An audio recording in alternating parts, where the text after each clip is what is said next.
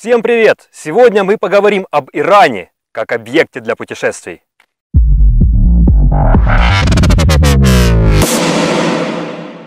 Перед тем, как поехать в Иран, я столкнулся с тем, что информации об этой стране не так уж много, а видео вообще можно на пальцах пересчитать. Автостопщики и вольные путешественники только начинают активно протаптывать туда тропу. Я решил исправить эту вселенскую несправедливость и решил снять это видео, в котором попытаюсь собрать всю информацию, необходимую перед поездкой в Иран. Я пробыл там чуть больше, чем 2 месяца, и мне есть что вам поведать. Я практикую бюджетные, почти безденежные путешествия, поэтому именно на этом я буду делать акцент. Рассказов о дорогих отелях и мажорных развлечениях вы от меня не дождетесь, это не ко мне. По закону алкоголь в Иране запрещен, наказание за распитие 80 ударов плетью, и это не шутка. Девушки обязаны ходить с покрытой головой, а местным запрещено принимать у себя дома иностранцев. Но на деле я пил алкоголь с девушками без платков, купался голым в Персидском заливе и десятки раз ночевал у местных. Если вы называете себя путешественником, но еще ни разу не были в Исламской Республике Иран, именно так официально называется это государство, то срочно собирайте рюкзаки и отправляйтесь в эту замечательную страну. Ты куда пошел? Нет, ну я ж не в буквальном смысле. Ты присядь, видео досмотри, потом собирайся себе на здоровье.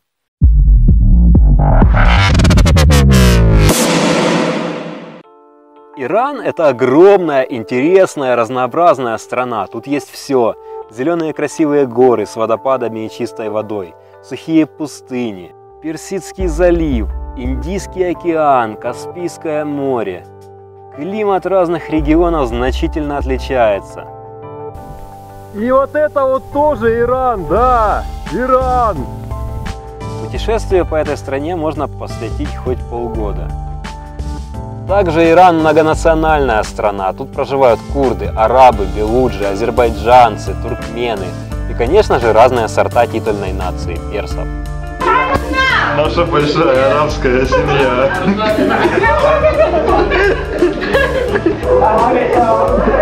Объединяет эти народы то, что все они нереально гостеприимны. Мне 100 лет ехать от одной еды, как приехать с другой. Даже не хочешь есть, все равно придется. А придется, да.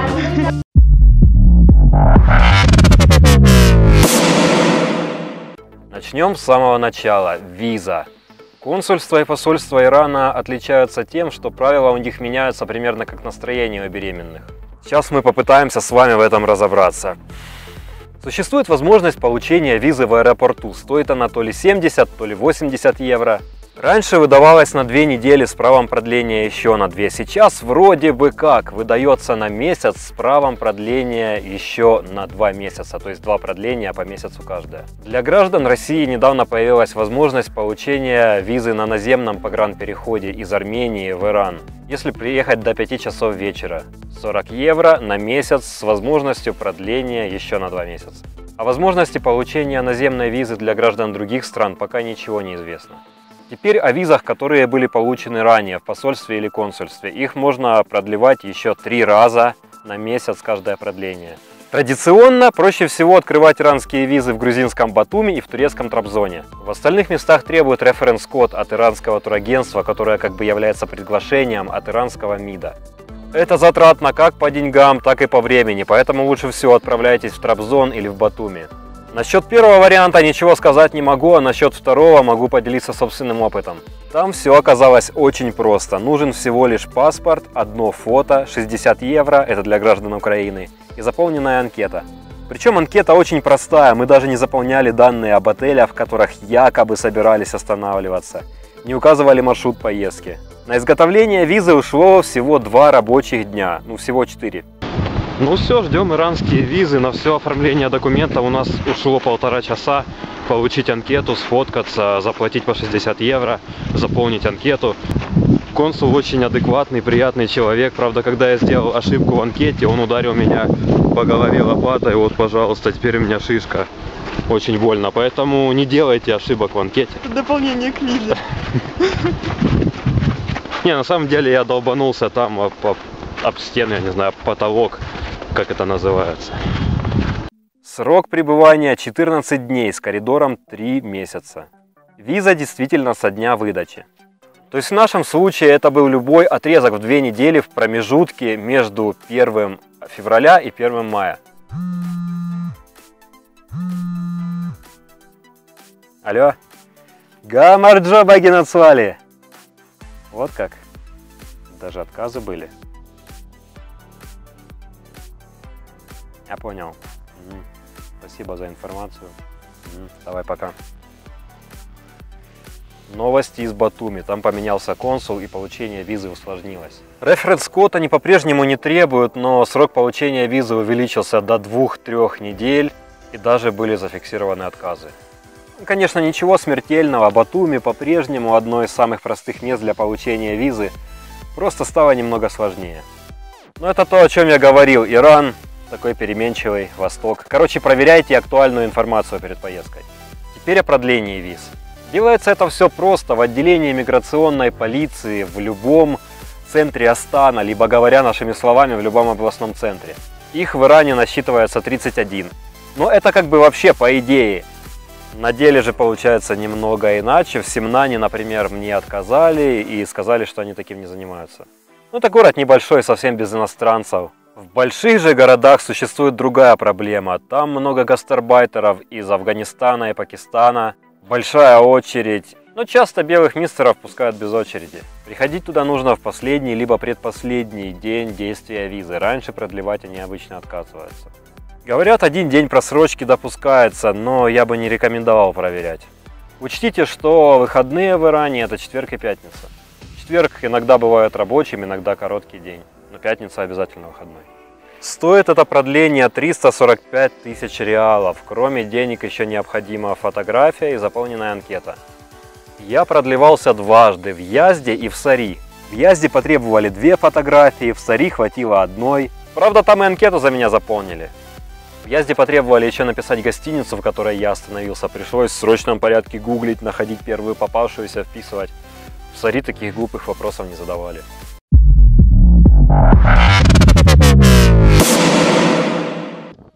Иран – исламская республика. Это значит, что живет он по законам шариата. Женщины с 13 лет обязаны ходить с покрытой головой, в платке, зимой можно в шапке, лишь бы голова была накрыта. Попа должна быть спрятана. Открытая обувь допускается. По факту же большинству женщин это правило не нравится. Они носят платок только потому, что так положено по закону. Иногда он едва покрывает макушку. В местах, где нет полиции, например в домах, они не стесняются ходить в шортах и с непокрытой головой в присутствии чужих мужчин. В городах это почти поголовно, в селах же такое бывает реже, люди там более религиозны. Говорят, в салонах самолетов, как только они покидают территорию Ирана, то персидские женщины сразу снимают платки, чувствуют себя свободными. По закону иранская женщина может появляться на людях в присутствии только 3 мужчин – отца, мужа или брата. Но по факту полиция никогда не останавливает разнополые пары для проверки документов с целью установления их родства. Даже если пара снимает номер в гостинице, никто вам ничего не скажет. По крайней мере, иностранцам точно, уже проверено. Если вы путешествуете парой, парень-девушка, то представьтесь лучше братом и сестрой, либо мужем и женой. Для большинства иранцев пара, которая не состоит в официальном браке, либо просто разнополые друзья, которые путешествуют вместе, это дикость, даже извращение. Вам, возможно, ничего не скажут, но подумают точно. Это случаи, когда ложь во благо, как для вас, так и для психики иранцев. Первые 3 недели в Иране я путешествовал с попутчицей, и сперва говорили, что мы брат и сестра. Но когда нам попадались англоязычные и начинали расспрашивать о нашей семье, приходилось на лету придумывать, как-то объединять наши жизни и врать еще больше. Это было сложно и неприятно, поэтому в дальнейшем мы решили называться мужем и женой. И стало намного проще. По закону алкоголь в Иране запрещен, но на деле же люди гонят самогон. Существует нелегальная курьерская доставка водки, виски, по звонку вам могут доставить все что угодно. Особенно, кстати, популярна украинская водка. По закону иностранцам запрещено оставаться в домах у местных. На деле же иранцы очень охотно приглашают путешественников в гости.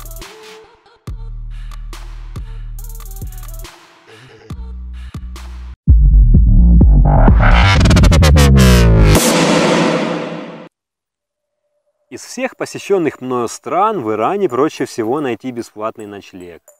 Путешествуя автостопом, гуляя по городу, вас часто будут приглашать на чай, а там и на обед, ужин, и на ночлег.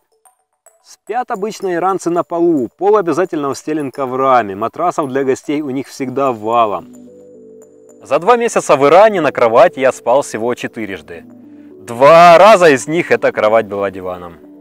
Иранцы очень гостеприимный народ, но иногда чересчур, особенно в небольших городах и селах.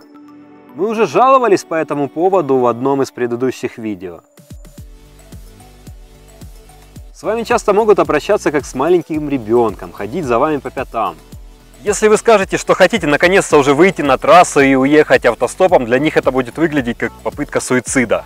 И вас обязательно попытаются спасти. Аргумент «я уже год в путешествии и всегда так езжу» для них вообще не аргумент. Бывали случаи, что я, казалось бы, объяснил человеку свой стиль путешествий. Он не отпустил меня стопить в одиночку, потому что с его точки зрения это опасно. Сказал, что остановит мне машину. Потом приходит его друг, еще, и через время мы стоим уже впятером, и они пытаются мне остановить машину. Через время они приходят к выводу, что это невозможно, ну никто ж не останавливается. Я пытался намекнуть, что может быть это потому, что нас стоит тут 5 мужиков. Если бы я один был, иностранец, путешественник, мне бы уже давно остановились.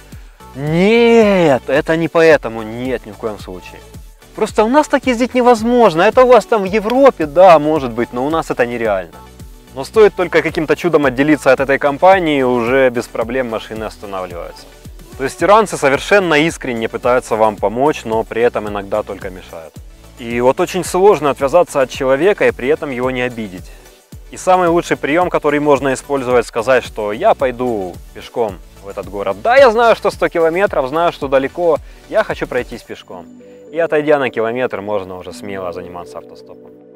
Далее, если вас вечером пригласили переночевать, и вы рассчитываете поужинать, немного пообщаться и лечь спать, зря. Часто вы единственный иностранец, которого они видели в жизни. Вам подадут фрукты, чай, ужин, снова чай, снова фрукты. В процессе соберутся все соседи и родственники. Всем нужно будет сделать с вами фото. Иранцы очень любят фотографироваться. 500 фоток за вечер – это не предел. Такие чаепития могут продолжаться несколько часов до глубокой ночи. Вам будут задавать кучу вопросов. То, что вы не говорите на фарси, они не говорят по-английски, не преграда. Поначалу это прикольно, но 3-4 таких похода в гости подряд, и вы предпочтете переночевать где-нибудь в палатке. Главное, чтобы без людей. Особенно тяжело в Иране вам придется, если вы там окажетесь в период Норуза, Нового года, иранского Нового года. На Новый год в Иране принято ставить на стол 7 штук, 7 блюд, я не знаю, которые начинаются на букву «С». Ну, на персидском, конечно, языке. И вот это вот все начинается на «С». Он празднуется в конце марта и длится 2 недели. 2 недели в Иране выходные. Набрать несколько килограммов веса в этот период очень даже легко в Иране. Путешествуя автостопом, водитель каждой второй машины будет вас приглашать домой.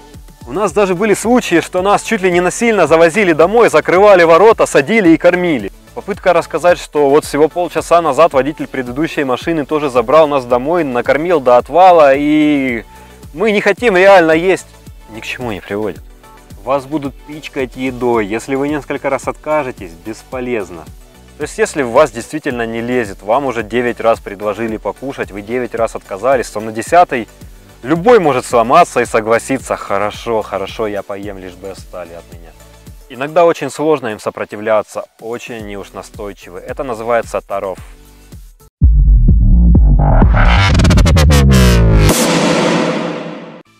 Вы приехали в Иран, вас все приглашают на ужин, на ночлег, продавцы на рынке отказываются брать от вас деньги. Не обольщайтесь, возможно, это тароф. Сразу хочется заметить, что Иран является нереально гостеприимной страной, и большинство местных искренне хотят пригласить вас в гости. Но не всегда. Вот именно об этом мы и поговорим сейчас. Тароф – это такая особая форма вежливости, присущая, наверное, только персам. В иранской культуре принято предлагать своему собеседнику что-то открытым текстом, при этом ожидая от него отказа. То есть все понимают, но продолжают следовать законам вежливости и играть комедию. Например, О, Хусейн, какой у тебя верблюд красивый. Хочешь, бери себе, дорогой племянник сотрудника моего соседа. Нет, спасибо, не стоит. Да нет, забирай. Нет, спасибо, не надо. Ну, не надо, так не надо. Доходит до смешного. Например, я покупал себе шлепки на рынке. Сколько? 250. Не, дорого. Ну хорошо, 200. 200, хорошо, беру. Заворачивает, отдает мне пакет, я протягиваю ему 200 тысяч. Он говорит, нет, нет, не надо, бери так. То есть чувак пошел на торг, скинул мне полтинник, а теперь отказывается брать деньги.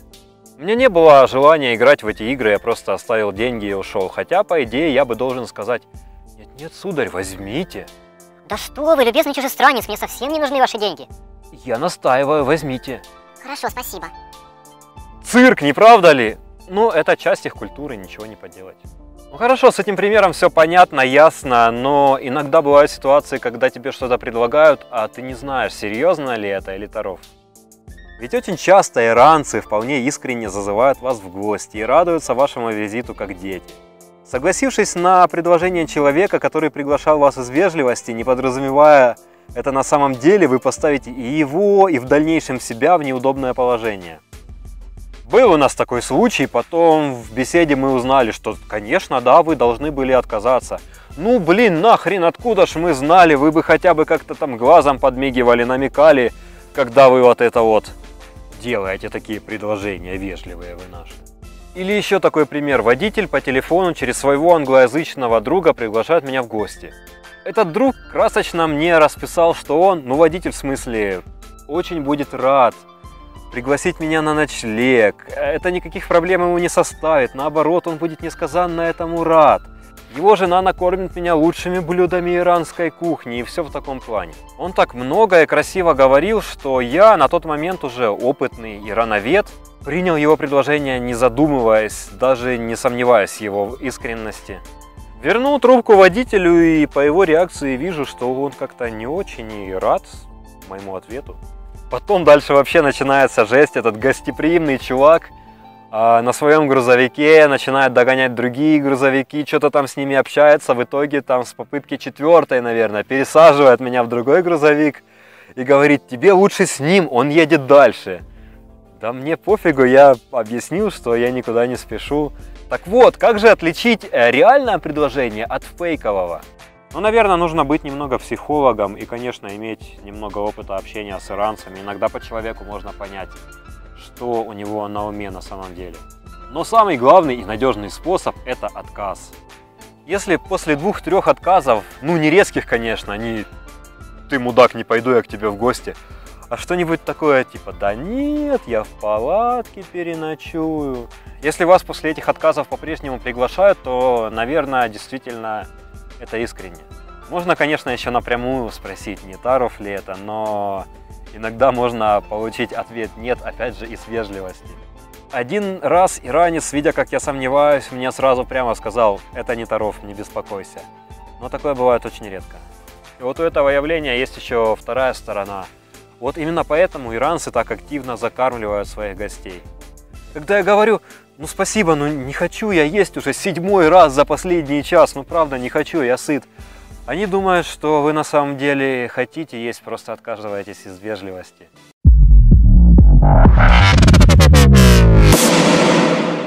Автостопа в Иране не существует.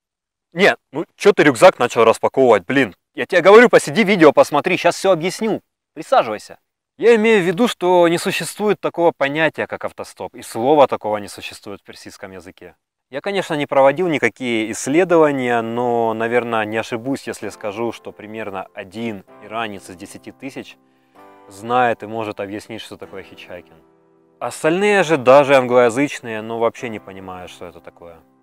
Нет, вас без проблем могут подвезти бесплатно, но объяснить им то, что вы передвигаетесь на попутном транспорте бесплатно, это почти невозможно. Ну не врубаются они абсолютно. И это удивительно, потому что вот в соседней Турции вам только стоит сказать одно слово «автостоп», ну либо «отостоп» на местном наречии, и вас поймет любой, от мелкого турчонка до древней бабушки, ровесницы Ататюрка. Каждый вас поймет лучше, чем европеец. Тут же, даже если вы абсолютно англоязычному человеку будете рассказывать, что такое автостоп и про методы вашего путешествия, вас все равно могут попытаться отвезти на вокзал. Дальше же на автобусе поедешь. Да на каком нахрен автобусе? Кому я полчаса рассказывал, что путешествую автостопом? Поэтому в иранском автостопе самое сложное – это объяснить водителю, что собственно вам от него нужно и почему он вас должен везти бесплатно. Самые необходимые для этого фразы – это маджони, то есть бесплатно, пуль на дорам, денег нет, но у этого выражения есть огромный минус. Когда вы говорите «денег нет», они понимают это буквально и считают, что человек попал в беду, остался в чужой стране без копейки. Они попытаются вам совать деньги, покупать билет на автобус, просить помощи у полиции. В общем, понимать вас абсолютно неправильно. Зато в персидском языке есть отличное волшебное слово, которое в некоторой степени может заменить слово «автостоп» – «салавати». Значит, оно примерно следующее. Сделать что-нибудь бесплатно, безвозмездно, взамен на молитву. То есть сделай мне услугу, а я помолюсь за тебя. Но это, конечно, все образно, никто вас не заставит молиться. На русский это примерно можно перевести как «от чистого сердца». Иранцы прекрасно понимают смысл этого слова, улыбаются, кивают, да, говорит, поехали. Ну, либо на, салавати, на, пуль. Ну, в смысле, бесплатно не, бабки гони. В Иране я использовал два способа автостопа. Сейчас поконкретнее расскажу вам об обоих. Первый. Просто иду вдоль трассы. Иногда останавливаются машины, останавливаются они довольно-таки часто. Предлагают подвезти. Я, используя все вышеперечисленные слова, объясняю свою безденежность. Ну и либо да, поехали бесплатно, либо нет, до свидания, прощаемся. Так и объясняю. Иду пешком, иногда подбирают машины. Вот так вот они понимают. Автостоп не понимают абсолютно. Преимущество такого способа в том, что чаще всего останавливаются англоязычные водители, которые хотят пообщаться с иностранцем. Второй способ – использование специальной бумажки для автостопа. За помощью в ее изготовлении я обратился к своим друзьям иранским автостопщикам. Да, бывают и такие, но очень редко. Они не только перевели мой английский текст, но и, так сказать, адаптировали его к местным условиям, добавив немного от себя. Смотрим отрезок одного из моих предыдущих видео. И кроме этого, они мне еще помогли сделать табличку для автостопа по Ирану. Вот так вот она выглядит.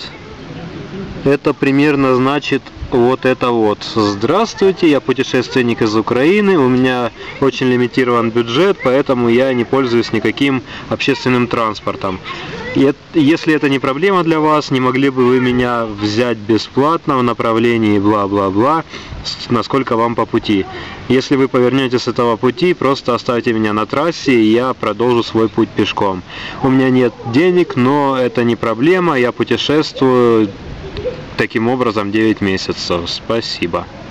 Вообще желательно было бы это все обклеить скотчем, так заламинировать, но скотч у меня только такой маленький. Распечатал 2 штуки, английский вариант ампутировал, и вот тут вот, где будет город, заламинировал скотчем. Я обязательно скину этот текст в свою группу ВКонтакте в раздел «Документы», поэтому, если кому надо, пользуйтесь на здоровье. Теперь нужно написать название города, чтобы вклеить его. Можно писать, конечно, английскими буквами, вас поймут, но я немного выпендрюсь, напишу на фарсе. Смертельный номер я пишу на фарсе. Нейшабур город должен получиться. Автостоп с этой вот бумажкой просто шикарен. И вот самая главная проблема общения, проблема объяснить это все отпадает, это решает все. И это действительно самый лучший способ. Ссылочка на документ в описании к видео. Но будьте внимательны, убедитесь в том, что водитель, именно водитель, прочитал текст полностью. Потому что иногда они видят просто название города и да-да-да-да, поехали. Либо у меня был случай, останавливаю я машину, муж, жена и чья-то мать из них. Даю бумажку жене, она все читает, громко, с выражением, ну вроде бы как все читает, мне-то на слух оно нифига не понятно. Приезжаем в пункт назначения, и оказывается, что это не семья вовсе, а таксисты-пассажиры, которые сразу же свинтили. Водитель начинает требовать с меня деньги, я же удивленно развожу руками, тыкаю ему в текст бумажки. На шум сбежались другие таксисты и даже полиция. Среди них нашелся один англоязычный, который и объяснил мне, что эта женщина прочитала не весь текст, а некоторые слова опустила.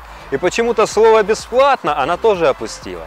Тем временем моя бумажка пошла по рукам, все ее читали и все приняли мою сторону, показывали этому таксисту: ну вот же, все написано, ну что ты хочешь от человека. Конечно, для меня все обошлось, но ситуация такая неприятная, поэтому будьте внимательны. Скорость автостопа не сильно отличается от европейской. Дороги в Иране замечательные, даже фуры иногда гоняют свыше 100 км в час. Это въезд на автобан, там где машины платят за въезд. Вот эти вот ящички слева, это не почтовые ящички, как может показаться. Это место для пожертвований. И перед дальней дорогой водители останавливаются и кидают какие-то денежки сюда, чтобы улучшить карму. И здесь можно кого-нибудь удачно застопить на дальнее расстояние. Единственная преграда в перемещении – это постоянные приглашения в гости. То есть, если вас зовут на чай на 10 минут, то, скорее всего, это просто чаем не ограничится. Там будет и обед, ну или ужин, и могут предложить послеобеденный сон. Ну, типа, сейчас заедем к моим друзьям на 10 минут, чайку попьем и поедем дальше. Но обычно так не случается. Поэтому в Иран лучше ехать, имея запас времени, и никуда не спешить.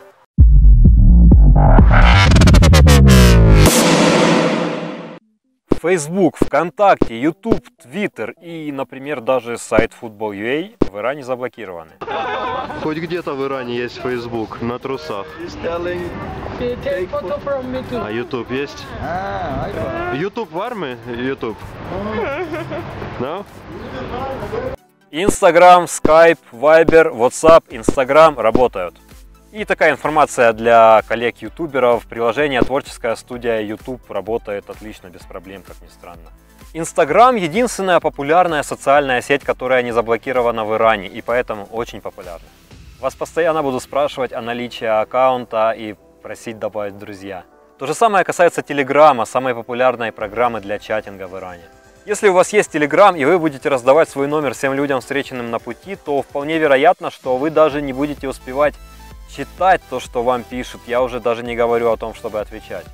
Инстаграм и Телеграм — это, конечно, хорошо, скажете вы, но а как же быть с нормальным интернетом? И есть небольшая хитрость. Кто с этим сталкивался, наверное, уже понял, о чем я. VPN. Устанавливайте в свой браузер расширение, которое виртуально изменит страну вашего местонахождения. Просто набираете в поиске VPN и выбираете на свой вкус. Рекомендую установить сразу два расширения. Бывает такое, что один работает, а другой нет, а потом наоборот. Для телефона все то же самое. Заходите в Play Market, ну либо Apple Market. И да там даже и писать ничего не нужно. Там в этом регионе вам сразу в рекомендациях выдаст. Устанавливайте и пользуйтесь на здоровье. Но сильно не разгоняйтесь. Интернет в Иране медленный. Очень медленный. Еще дорогой и лимитированный. Для связи рекомендую купить местную карту MTN, она же Irancell. Симка с интернет-пакетом, по-моему, на 1,5 гигабайта обошлась мне в 10 евро.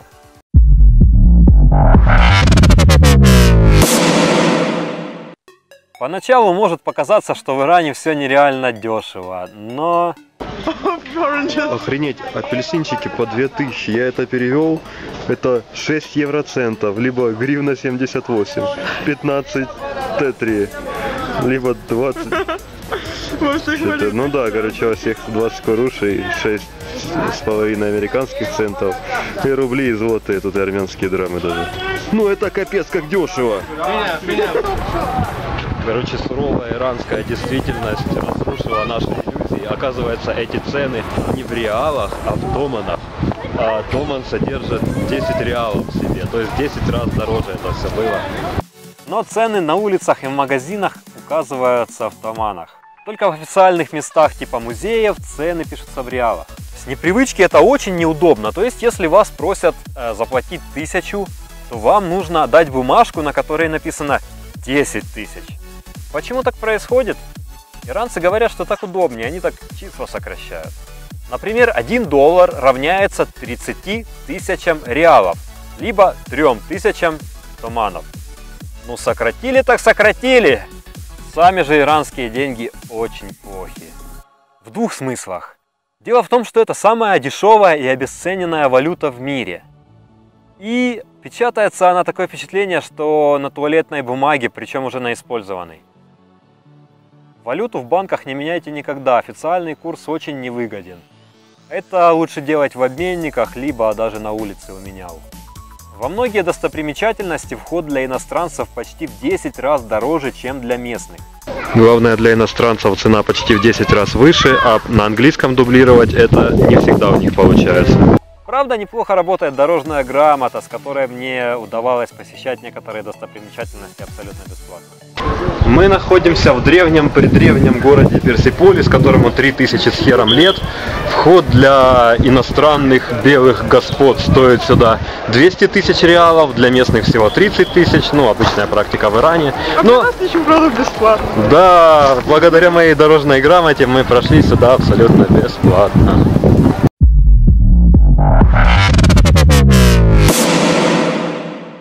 Букинг в Иране бесполезен, потому что там не работают платежные системы, ну, Visa, MasterCard и прочее.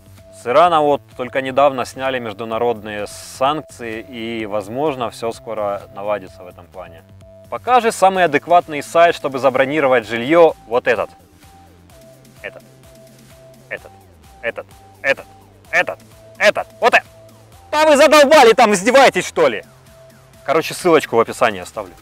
Теперь насчет каучсерфинга. Сначала мы имели с этим проблемы, я даже жаловался в первом своем иранском видео. Все нас приглашали, принимали запрос, но, как выяснилось, они просто хотели нас выгулять, а вписывать не собирались. Но это было в Тебризе и во время новогодних праздников, то есть Норуза. Позже таких проблем не было, короче, спишем это на новогодние праздники. Дальше в крупных городах я без проблем находил каучсерферов, которые меня вписывали у себя. Кроме Тегерана. В столице я разослал довольно-таки немало запросов, но все безуспешно. Вообще, лично я бы рекомендовал меньше пользоваться каучсерфингом в Иране. Вас и так будут приглашать в гости. Это же Иран. Если уже вечер, а вы находитесь в каком-то маленьком городке, либо в селе, и вам негде ночевать, что бывает редко, идите в мечеть. Во-первых, в мечети всегда есть питьевая вода, а на юге иногда даже кулеры с холодной водой. Что просто-таки замечательно в жару. Еще там туалет, в отличие от Турции, бесплатный. И самое главное, вся жизнь в Иране проходит через мечеть. Друзья, родственники, соседи, все ежедневно там пересекаются на молитве. Для иранцев мечеть – это место общения не только с Богом, но и друг с другом. Вас там обязательно заметят и заинтересуются вашей персоной, и вполне вероятно, что кто-то из прихожан пригласит вас на ужин и ночлег. Либо вас могут оставить ночевать в мечети. Я не раз ночевал там. Ночую сегодня в мечети. Условия, по-моему, отличные. Я очень доволен. И ваше вероисповедание никакого значения не имеет. Ну, если вы не иудей, конечно.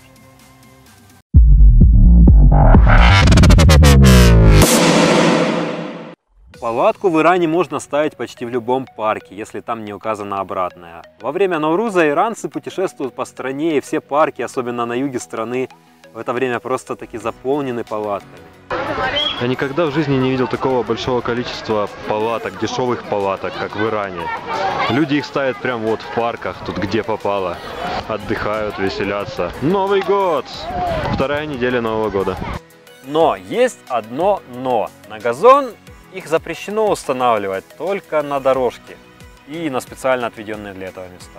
Например, у меня палатка одноместная с одной дугой, и мне обязательно нужно зафиксировать ее колышками в земле. Поэтому я в пролете.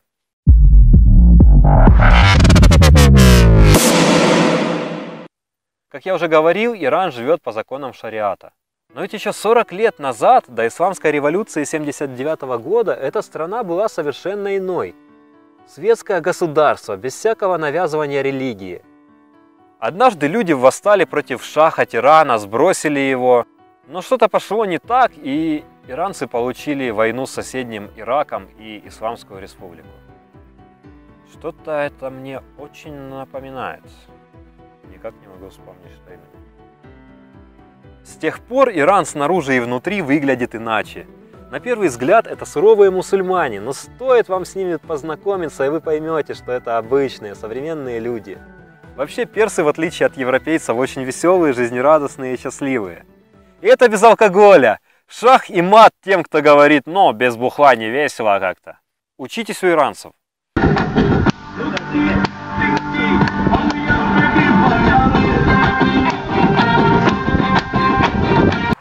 Иранцы при встрече первую минуту, иногда даже больше, могут разговаривать ни о чем. Ну, такие стандартные фразы «Салам алейкум, чатури, хуби, саламати», что значит примерно «Здравствуй, как дела, все хорошо, как твое здоровье».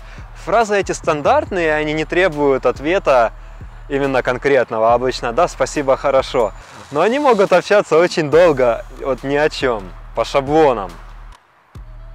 Вот этот жест, который во всем мире означает, что все хорошо и применяется в том числе и в автостопе, в Иране значит примерно вот это вот.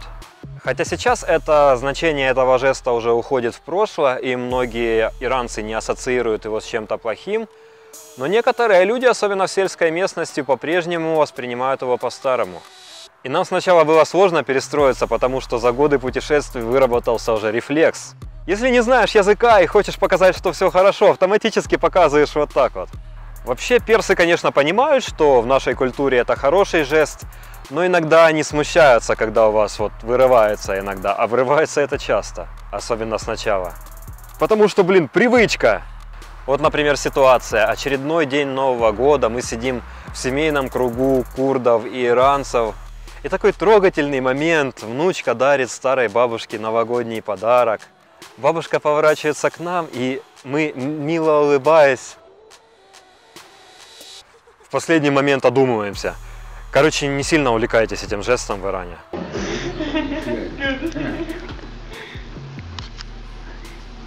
Продолжаем о традициях. Поговорим, я извиняюсь, о туалете. Ну а что, туалет это тоже часть традиции.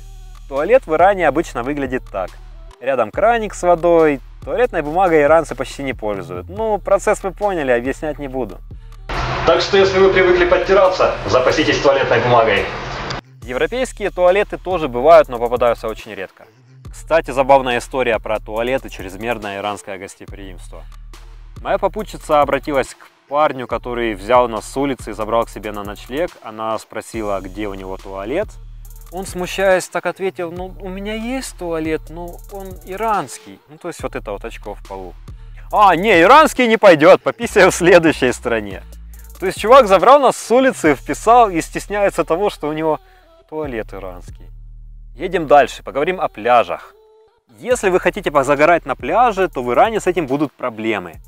Пляжи, на которых можно купаться не абсолютно одетым, раздельные, отдельно для мужчин и отдельно для женщин. Но на Персидском заливе, особенно на острове Кеш, можно найти пляж, ну там весь берег сплошной пляж, на которых нет людей на несколько километров. И купайтесь хоть голышом, как я это делал, выполняя свое обещание.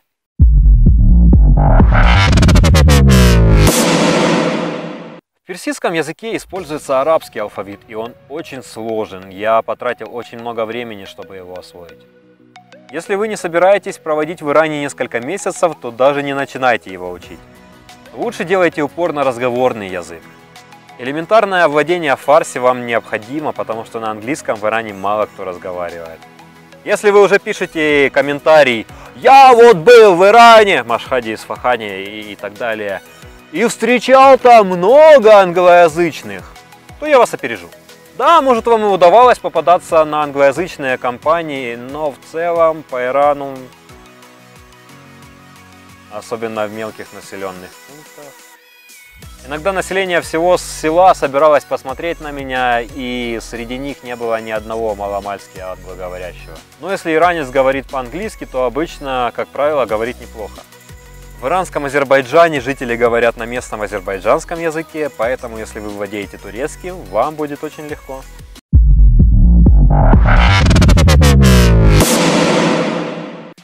Если вас пригласили в гости, то, скорее всего, в первую очередь вам подадут чай, фрукты, потом обязательно рис, который в Иране, кстати, сам по себе очень вкусный. Ну да, как и везде в Азии. Но по сравнению с другими азиатскими странами, иранская еда абсолютно не острая. После риса, который может быть, например, с курицей, вам опять обязательно подадут фрукты, чай. Еще в Иране огурец является фруктом. Ну, точнее, они его едят с фруктами обычно. Переходим к уличной еде. Самый дешевый вариант – это старый добрый фалафель. Сытный, вкусный, вегетарианский и недорогой. Стоит обычно меньше 1 евро. За сумму немногим большим, чем 1 евро, вы можете приобрести какой-нибудь сэндвич, например, из курицы или печени. It looks Strange. Yeah, that's really strange. What is it? No, that's delicious. Don't Yeah? worry. Ну, короче, это кормовая свекла оказалась. Ту, которую у нас свиней кормят. Как свинюшек. Да, они говорят вкусно, деликатес. Ну, не деликатес, но вкусно. Ну, такое, короче. Говорят, счастливые свиньи в Украине.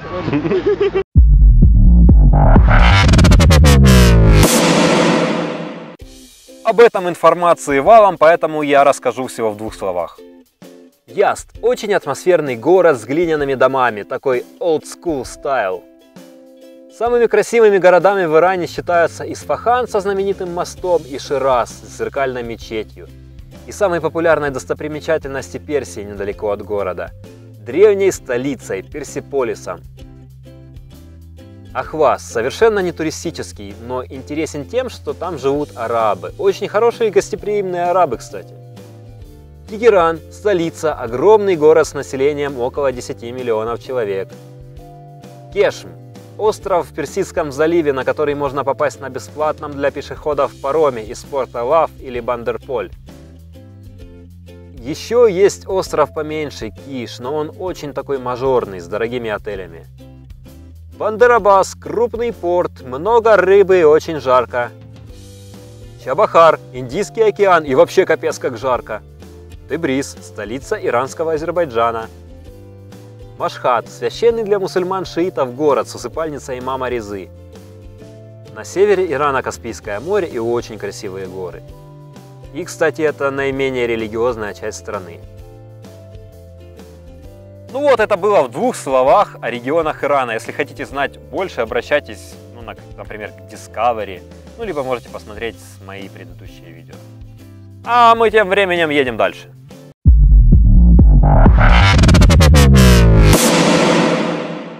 Часто слышал от европейцев: «Иран? Ты что?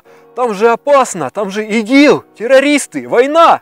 К сожалению, многие считают весь Ближний Восток одним целым. То есть, если в Палестине и Сирии война, то и в Иране тоже война. Что это мнение имеет общего с реальностью? Ничего. Иран – одна из самых безопасных стран, в которых мне приходилось бывать. А я так объездил достаточно. Единственный регион, который я могу отнести к неблагополучным, это провинция Систан и Белуджистан. И то это в основном касается зоны, по которой идет наркотрафик, вдоль границы с Пакистаном и Афганистаном. И то не потому, что вам там что-то будет угрожать, а потому, что местная полиция будет вам надоедать для вашей же безопасности. Только подобрала меня машина, это, оказывается, видели полицейские. Догнали нас, остановили, начали проверять мои документы. Водитель, короче, не выдержал, уехал. Минут 15-20, наверное, под палящим солнцем кому-то звонили, что-то проверяли. Ну какого хера? Еще этот дебилизм иранских полицейских и турецких, кстати, иногда, когда они 2-3 минуты смотрят паспорт, визу, все рассматривают, а потом спрашивают: а ты откуда? Из какой страны? Я уже не стесняюсь, в лицо их называю идиотами, потому что они идиоты. 3 минуты вертеть паспорт и не прочитать название страны. А вот как они еще проверяют подлинность визы. Вот эта вот полосочка розовая вообще, ее трут, она становится белой. Потом она должна стать снова розовой. Вот сейчас она белая, что-то они не дождались, чтобы она стала розовой. Ну, порозовела, да. Опять они меня догнали и не хотят, чтобы я садился в машину. Ну вот опять только машина остановилась, и вот эти вот хрены вот они за мной едут. Ну вашу мать, идите в жопу, помощники херовы. Если вас отпустили, не спешите радоваться. Возможно, через час вас остановят на другом блокпосту. И все полицейские 30 человек, которые там были и которые съедутся, будут на вас смотреть и посчитают своим долгом перелистать ваш паспорт своими грязными руками. И про грязные руки это не литературная гипербола. Действительно, после этих сотен проверок страницы моего паспорта стали грязными. Правда, один раз меня не отпустили передвигаться автостопом и вписали меня в автобус бесплатно. Но если честно, я бы лучше автостопом поехал. Как вывод скажу, регион Белуджистан интересный, но не настолько, чтобы ездить туда автостопом.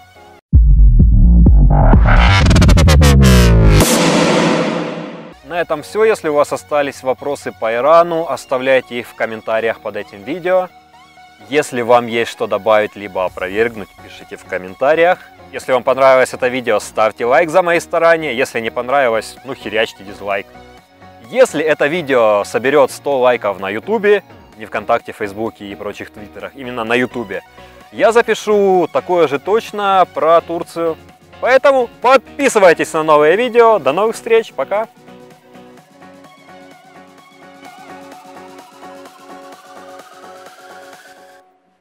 Позже таких проблем... Что